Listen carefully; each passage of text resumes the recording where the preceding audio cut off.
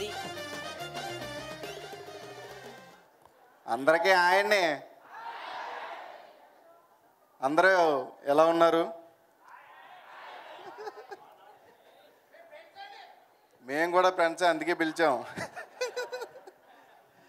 ఇక్కడికి వచ్చిన పెద్దలందరికీ ధన్యవాదాలండి.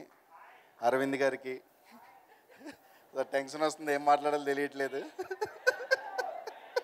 యాక్టింగ్ అయితే ఈజీగా చేసేస్తాం, స్టేజ్ మీదకి రాగానే మైక్ ఇస్తారు, ఏం మాట్లాడతామో తెలీదు, కానీ మాట్లాడాలి. ఫస్ట్ మా డైరెక్టర్ గారి దగ్గర నుంచి మొదలు పెడతా, తొందరగానే అయిపోద్ది, ఎవరో ఫీల్ అవ్వకండి. సార్ చాలా చాలా థ్యాంక్స్ సార్, ఈ క్యారెక్టర్కి నన్ను తీసుకుని మీకు నచ్చినట్టుగా చేశానని అనుకుంటున్నాను. కానీ డైరెక్టర్ గారికి సారీ చెప్పాలి, ఎందుకంటే ఆయన సినిమాలో ఒకటి ఫేవరెట్ షాట్ పెట్టుకున్నాడు. ఆ షాట్ అయితే నేను చేయలేదు, ఒక లెగ్ ఎలాగ వేయాలి, అది నేను హీరోని కాదు సార్, అందుకే వేయలేకపోయాను.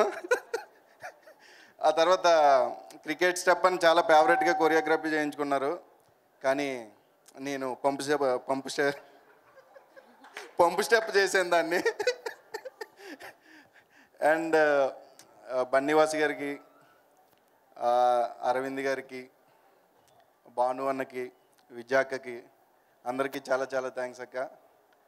అండ్ సినిమా గురించి చెప్పాలంటే,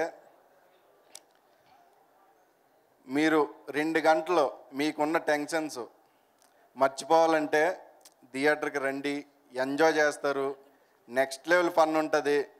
అప్పుడప్పుడు బోర్ కొడితే మీ డిప్రెషన్ నుంచి బయటికి తీసుకురావడానికి మాకు డిప్రెషన్ బ్యూటీ కూడా ఉంటుంది. ఒక సినిమాకి ఏం కావాలో అన్ని సినిమాలు ఉంటాయి.